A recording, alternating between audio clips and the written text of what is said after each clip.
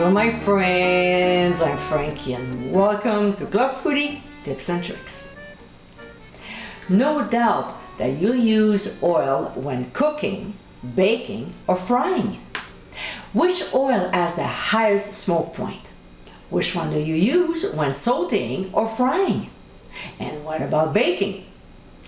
Here's a video about knowing your oils. So my friends, let's get cooking. Here I have a few that I use. I don't have all of them, but there's a more detailed list of oils and others on the website. Now, let's start with the ones with the highest smoke point. They are great for frying. Avocado oil, which goes up to 520 degrees Fahrenheit. The virgin one, though, reaches 482. Safflower is also pretty high with 510 degrees Fahrenheit. Then canola at 450 if it's expeller pressed.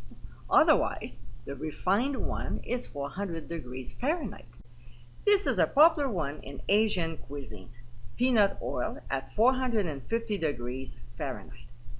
Then sunflower oil at 440, followed by a favorite of mine, which is grapeseed oil at 420 degrees Fahrenheit. Besides oils, there are other fats with a high smoke points, like clarified butter and ghee, that go up to 480 degrees Fahrenheit. Both are great for sauteing ingredients. Now, let's move on to the medium smoke points.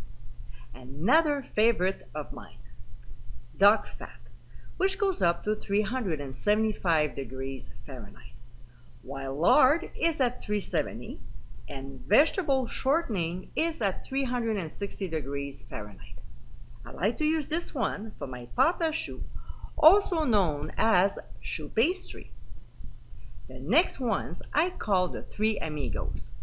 Butter, sesame oil, and coconut oil have the same smoke point of 350 degrees Fahrenheit.